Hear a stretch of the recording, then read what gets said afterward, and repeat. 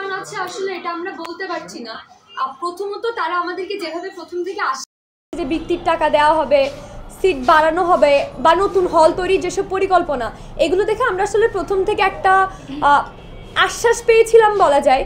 কিন্তু সেপ্টেম্বরের আন্দোলনের পরে যখন বলা হয় যে সবাইকে বৃত্তি দেওয়া হবে, আমাদের 23-24 সেশন থেকে শুরু হবে, কিন্তু সেটা যখন গত 6 তারিখ একটা বিজ্ঞপ্তি দেওয়া হয়, বিজ্ঞপ্তিতে বলা হয় যে পরবর্তী বছর যারা ভর্তি হবে 24-25 সেশন থেকে সেই বৃত্তির টাকাটা দেওয়া হবে। এরপরে আসলে আমরা বুঝতে পারি যে তারা আমাদের সাথে যে ধরনের মৌখিক আশ্বাস দেন সেটা আসলে পরবর্তীতে কোনো ধরনের বাস্তবায়ন হয় না বা তারা সেই পথে আগান না। এই পুরো জুলাই অভ্যুত্থানে আমাদের ঢাকা বিশ্ববিদ্যালয়ের নারী শিক্ষার্থীদের যে ধরনের অংশগ্রহণ ছিল বা রাতের বেলা ফ্যাসিস্ট হাসিনার বিরুদ্ধে স্লোগান দিয়ে নারী শিক্ষার্থীরা হল থেকে বের হয়ে যে ধরনের দৃষ্টান্ত স্থাপন করেছিল, এরপরে আসলে অভ্যুত্থানের পরবর্তীতে ঢাকা বিশ্ববিদ্যালয়ের নারীদের বা উচ্চশিক্ষায় নারীদের অংশগ্রহণ নিয়ে আরও কীভাবে কাজ করা যায়, প্রশাসন আসলে এই ব্যাপারে কোনো আলাদা রকম উদ্যোগ বা তাদের কোনো চেষ্টা আমরা দেখতে পাচ্ছি না।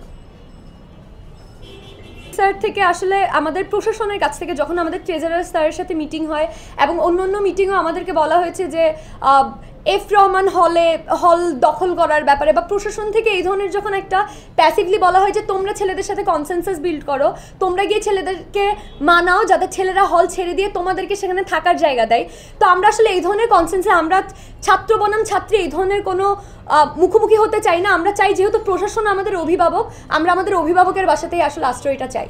আচ্ছা, কে বলেছে স্পেসিফিক? যদি আমাদের ট্রেজারার স্যার বলেছে যে ছেলেদের সাথে আপনাদের সমন্বয় করে।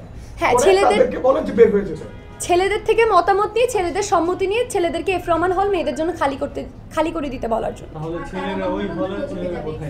আচ্ছা, বিষয়টা যেটা হয় যে আমরা যখন বিভিন্ন পরামর্শ দেওয়ার চেষ্টা করি যে অস্থায়ী আবাসনের কি কি ব্যবস্থা করা সম্ভব হবে, তখন আমরা বেশ কিছু জায়গার কথা আসলে উল্লেখ করি।